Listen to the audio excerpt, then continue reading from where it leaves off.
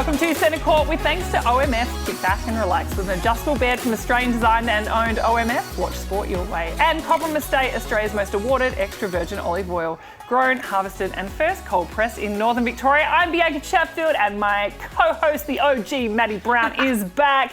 Maddie, round 12 is done and there were some surprises, weren't there? There absolutely were, and it even keeps the last two games alive, going who's going to finish fourth, who's going to finish third, and some real big upsets. It shows that, you still got to be playing out the season, even if you're guaranteed finals.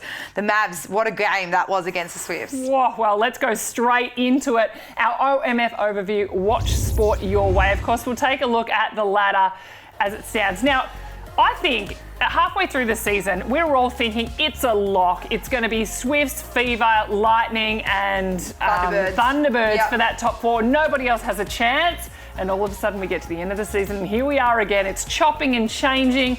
Thunderbirds moving back into that fourth position. Vixens remaining at third, but just. They've got a few wins they need to stay there. And the Lightning are now dropping down. That top of the table too. The Fever finally get that top position. Thanks probably to the Mavericks, really. Yeah, they can say thank you, Mavericks, for the upset. For me, it's also coming down to this round. So Vixens coming up against the Firebirds, Thunderbirds coming up against the Mavericks. They'll want to be absolutely on their best performance as to what we saw on the weekend from the Mavs, and the Lightning up against the Swifts. So all of a sudden after this weekend, we'll probably know who's consolidated that third position. Is it still Vixens or is there still a chance right until that last game? And then the final round, Thunderbirds, Lightning. I mean, that is probably going to be the absolute match. It's the last one of the round. We're going to be sitting on the edges of our seats, eating that popcorn, going, oh my goodness, who's going to take it out? But I love this. I love that our seasons finish like this. It's always about those tight contests. The saddest thing is like seeing the Mavs perform the way that they did on the weekend and going, where was that from round two? Or from round one. Yes. Like, you can do it. It's just that inconsistency. And then the Giants, down and out, no mathematical chance to even get off the bottom of the ladder. And then all of a sudden they're taking off the Thunderbirds twice. So I wonder if there's a bit of freedom perhaps in knowing that they can't really make the top four mathematically. Maybe a small chance, probably not a small chance anymore, but a freedom in how they're playing and they can just go out there and have a crack because it doesn't matter. You're probably right, but it's like, well, that is a mental part of the game, isn't it? That's totally. That mental edge, that mental resilience that you have to train and go, we've got to be able to absorb the pressure from the very start and play with that freedom and take those risks. Even on the weekend, seeing the Vixens and the Thunderbirds, we were calling it and I was like, can someone just take the game by the scruff of the neck and actually own this and say, I want to win? Because they were both playing that safe netball. It was like, someone take a risk. You're not going to win games, especially not clutch ones or even championships. You're not going to win it by just playing safe. You have to be able to take those risks, and the team that does it will be the one that definitely holds up that trophy at the end, because you've got to be able to play with that kind of like absorb the pressure, want the ball in your hand when it counts and go, you know what, I'm happy to take it on. Come for the ride. Come on my back. I'll take her. Let's take a look at our team of the week. Now, there is a couple of Fever players in there. Fowler, Beckford and Alice Teague-Neald. They were dominant. I mean, they continue to tick. And Beckford especially, I thought she really played a different role and really stepped into the game when Fowler didn't necessarily shoot as many as what we've seen. But then two Mavericks players, Jovic and Amy Parmenter, were instrumental in just that pressure that they built on. And I mean, Jovic and all of her goal assists, I think she had 32, which was a record for her. And then those two Thunderbirds defenders, Latanya Wilson and Matilda Garrett, in combination and at different times having different impacts, but I cannot believe that those Thunderbirds defenders still have it over the Vixen shooters. A mental edge, they just owned it from the start and they were hesitating. It's like the Vixen shooters, once they get up against someone who's exactly that same height, athleticism as them and can move as agile and dynamic as they usually do with the taller defender, they get their heads turning. They really struggle to kind of shift them because it takes away their hold, it takes away their front space, it takes away the way that they move the ball. It's just like it's the hedging for me for the Thunderbirds. They were actively kind of making them doubt where the pass was. I do think the Vixens potentially missed a Mundy in that situation. Zara Walters the week before against the Lightning showed that she's more than capable, but they really needed that kind of dominant, solid person that has done a lot of that work out the front. And that's not Zara's fault. She hasn't played a lot of minutes, but some big shoes to fill, especially the way that Mundy was playing. And sad to see so many stress injuries starting to come into play. I mean, we did talk about it. There was a moon boot picture with Paige Hadley there. We all saw it, guys. Didn't Bryony give me nothing about that when I asked? We all saw it. So, it was on Instagram, Bryony. And then Cara Conan, obviously struggling with, a foot-related stress injury. And then Hannah Mundy.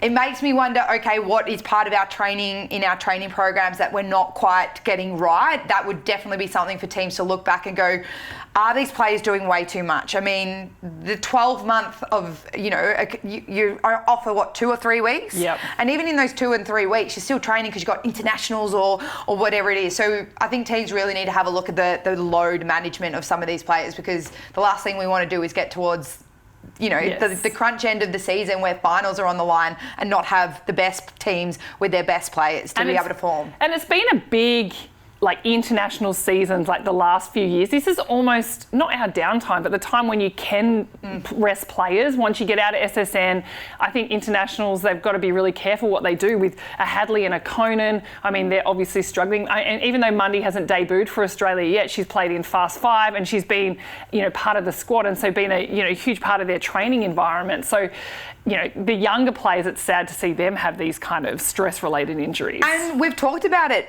previously on here as well. We pick a squad of 22. Maybe we should be picking a squad of 25 or more and just being able to have a little bit more rotation and flexibility through it. I mean, obviously, you don't want to drop test matches. You want to continue to keep that kind of mental edge over the rest of the world. But we do need to think about what is that next 4-year, 8-year cycle. Who do we need to maybe blood in this next or this upcoming international season, like your Georgie Horges, your Ash Irvin? Where are we going to see that next? And I mean, I look at the goals and I think, where's our next goal shooter? Yeah. If it's not Garvin and it's not Conan, Lucy Austin was probably the next pick, not getting enough court time. And goal attacks, well, where are they? Yes. There's very far and few between them. So we've got to think about, not only being successful, but kind of, what's the secondary plan and where do we kind of develop as well as still being at the top of our game. Well, that was a huge OMF overview for you. So much to talk about as we get to the pointy end of the season. Kick back and relax with an adjustable bed from Australian designed and owned OMF. Watch sport your way. Now it's time now for the good oil, thanks to Cobram Estate Australia's extra virgin olive oil. Now, it was remiss of us on the coverage with Fox Netball not to mention this during the pre-game or ask Tanya Obst about it. It was actually her 100th game coaching Super Netball on the weekend. So congratulations to you, Tanya. I mean, when she took over that Thunderbirds team, they were pretty down and out. They hadn't won many games. They were in struggle town, and she has really been able to get that team, bring in some South Australian talent, get the Jamaicans firing, and look what she's been able to do. 2 premierships, maybe another one to come this year, who knows? But Tanya Obst, congratulations, because incredible. Oh, like you said, she's resurrected that club from being absolute wooden spooners. She's brought in the international flavour, but also continued to stick to their roots of South Australian talent, which I think is what was missing before she took over the reins. Because they were in such dire straight need, they were like, let's just go and buy a premiership to feel that success. Let's go get all these internationals. Internationals, a whole team of them, you just don't have that buy-in. It's hard for the fans to get on board. It's hard for the locals to really see any development of their own. So the fact that she's blended it in there, and I mean, we can't also, go by without saying, Kathy Fallows as their defensive coach. We know what she's been like in the Victorian player pathway, but she is exceptional in that Thunderbirds kind of coaching outfit. And I'm sure that her and Tanya, the way that they kind of work with their strengths, they've totally changed that club around. And now they've got sell-out stadiums. They're not playing at Etzer Park anymore. It's like, you know what, we are a big stadium club, and their success has been unbelievable. And I wonder if Kathy Fallows is going to put her hand up for that Melbourne Vixens job. Obviously, we can only hope. Tanya obviously had Tracy Neville over there as an assistant. She's now head coach at the Mavericks. You see it happen all the time in AFL. A lot of the assistants then go and get their own clubs after premiership success. So I wonder, I think the applications close maybe this week. So imagine, have you got any whispers? No, I've got no idea, but I'd love to see the pile of resumes that have been sent in. Yeah, we really need to go Vixen's steal Sherelle's phone and just see who's been in the past call history. Yeah, I think that's where we've got to go. Who's been sending her some messages? Well, that was the good oil, thanks to Cobram Estate, Australia's most awarded extra virgin olive oil, grown, harvested and first cold pressed in northern Victoria. Now, Maddie, it's over to you for Matties Minute. What have you got for us today? Well, I'm going to put it out there right now. It's going to go longer than a minute. It usually does. But I really want to talk about the 11th player position. A few weeks ago, I talked about, I think it might be time that squads start to go from 10 to 12. We've got the rotating subs. We're not having players sitting there for the whole game. Let's get them injected in. We've seen 11th players. Now, I want to give you the rundown on what an 11th player receives. Okay. They sign a 6-month contract starting from March is when clubs start to announce them. So March through to August, that's their 6 months. They get $22,000. Now, we're seeing some 11th players play a lot of minutes. A few names out there. Grace White has played 11 out of 12 matches for the Swifts. She's nearly their starting wing attack, only getting less or half than the bare minimum of a contracted player. We've seen Zoe Kransberg getting a lot of minutes as well. And even Jessie Grenbold for the Mavs. So I want to know, what should we be doing to actually make sure these players that are giving so much time and energy and starting to show that they're more than capable, they should be getting the remuneration for it. I'm saying they're contracted and paid for those 6 months, but what about, the 6 months prior? I'm sure they've been in the training partner program, only getting $2,500 or $3,000. It's not much for 100 hours. So they've been probably training since October all the way through to August and getting $22,000. It's not good enough. We are better than this netball. It is like, let's open up the squads, take them back to 12, make sure these players that you're potentially going to use or need, they're getting paid what they should be for the effort and the value that they're providing your club. And I mean, even if you look back to last year, can you believe Shimona Jock was the 11th player? This is what I'm saying. I mean, and even look at Swifts on the weekend. They probably could have used with Ali Smith in their lineup still, but because they've got 10, they're choosing, is Sophie Fawns in? Is it Grace White? Who are we going? If they had the 12, I think some of these teams would be able to even carry some of those players that need management rather than having to rule them out. Even like a Jo Harton could play, just come on for the quarter. You can kind of continue to carry her through the season rather than expecting her, she can't play the full, we've got to rule her out. So anyway, SSN, rule makers and breakers, I want to see the squads back to 12. And I think all the players would absolutely love that one as well. Well, it's time now for the local legends, all thanks to CRT. Farming starts with CRT. Now, this week we are having a look at 3 clubs who are killing it on TikTok. Maddie, I don't know if you're killing it on TikTok. I just have a look. I don't post anything. I'm not really part of it other than I'm just having a great look and wasting a lot of time, a lot of the time. Now, Nate Belieber Football Netball Club, Shepparton United Football Netball Club and Dusty's Football Netball Club have been doing some pretty good work on the socials. Let's take a look. Cut the show. I'm done. Take me off. Take me off. Cut the show. I've got netball on Saturday. What do you mean? I'm playing netball, but I'll come Saturday? afterwards. That whole day? Oh, well, just a few hours, but then, we have... Are you serious? So...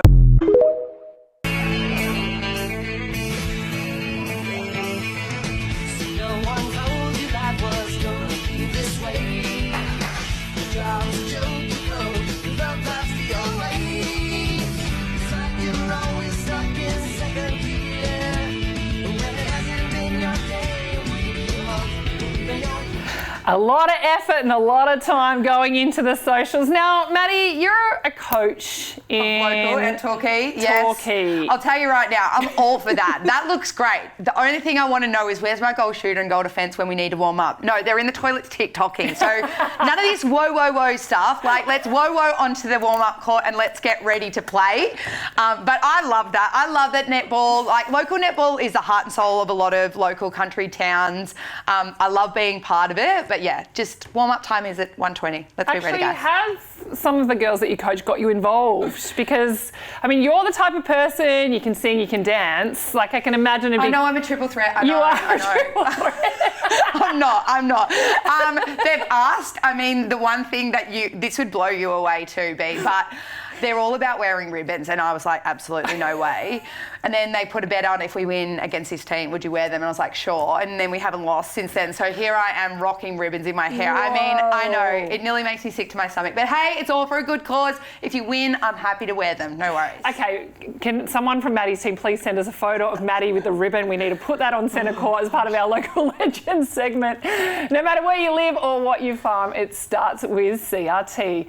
A big game coming up in round 13. Lightning have two big games in the last two rounds, but this one is the Lightning and the Swifts. Obviously, that is going to go a big way in determining the Lightning's future. Cara Conan is still a big loss. Now, rumours, Belinda Reynolds was talking about that she was so close to playing last weekend. It's hard to believe when you see her on crutches, but apparently she's close to playing. So wonder if we'll see her. I feel like Swifts have really been struggling, had a few hurdles in the past. Last time they did play, it was round 7, and the Swifts won by 8. So significant win for them then, and that was, courtesy of a lot of super shots. Housby, Fretwell, even Cara Conan got involved in the super shots. So that's going to be a big factor. But how do you see this one playing out? Well, I mean, so much on the line, I think, for both teams. I think Swifts need to get back to their winning ways and know that, they're getting to that pointy end of the season and that they've still kind of got their Swifts mojo and they can actually play under this pressure. They've looked really tentative. One thing with the Swifts, which we continue to question, is the amount of changes that they make. Sometimes I'm like, there's that fine line between letting players kind of grind it out when it starts to get tough. But then, you obviously want to stop the momentum shifts. I get it, but I feel like Swifts are sometimes changing too quickly, that they're not just having time to gel and find their feet a little bit. Lightning are a bit the same as well. So they need to find that balance between leaving the on to kind of figure it out, to kind of adjust themselves, and then actually make those changes. I would love to see Lightning really take it up to the Swifts, especially if they're going to be in that top 4. I think they really need to stamp their authority in this game, just to even go into round 14 where they're going to come up against the Thunderbirds with, we've got this as well. It would be great to see Cara Conan. I do question whether, the Lightning are saying, it's a week-to-week proposition, and maybe it is, but I feel like with stress-related injuries, you've got to get that load into them, and it's so risky to bring them back for too much because then you could go 10 steps backwards. You can come forward where the Vixens... she wouldn't have been able to train, you wouldn't have thought, on her legs. Like, she might have been doing some boxing or something different, but she hasn't been able to put that into her legs either in a training environment. No, and Hannah Mundy coming in on crutches amongst it, on the court, around all the fans walking around, but, Vixens have said, it'll be touch and go to get her back, but we can pretty much rule it out because it's such a fine line, and like we said, these players still have much more netball to come in the remaining part of the year. It's like, where do you play it? I'm going to say Lightning. I reckon Swifts have shown that they're pretty fragile, and even on the weekend when they're challenged, they go a little bit internal, and I feel like some of those old scars are starting to kind of embed themselves a little bit deeper when it gets tight. They just don't know how to close out a game. And I think Housby has become a bit of a vulnerability for them, and then when her shot is off, usually she can just sink the shots and doesn't matter what else has been happening in the games, but that and her accuracy is dropping now, and she's going to have to contend with having a Courtney Bruce or Tara Hinchcliffe really wearing her down the entire game. So I agree with you. I think this is a Lightning's one to really win, and certainly set them up possibly in to challenge for that top 4. Time now for the Strutties Social Scoop. Strutties Netball apparel design for the next generation of superstars. Style meets performance at strutties.com.au.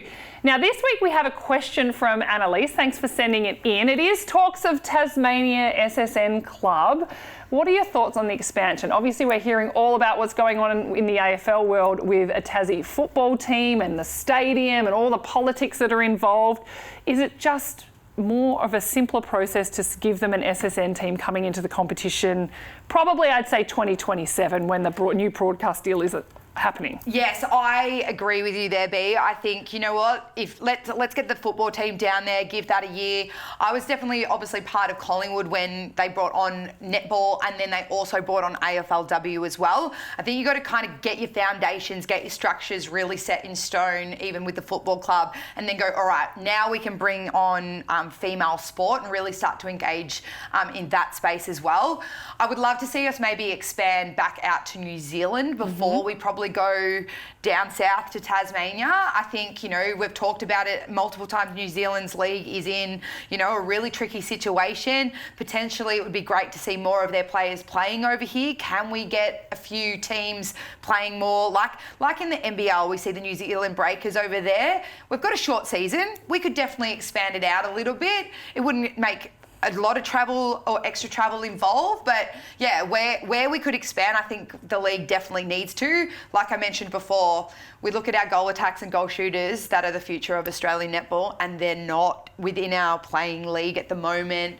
We've got a couple in reserves, but they're just not ready for that jump. So I think we do need to expand to be able to develop our own, still have the best league in the world and attract those internationals. But at the moment, we've kind of got the international entertainment factor and really kind of questioning where our development is. So if we could expand maybe across the Tasman, then down to Tasmania, then we'd get it right.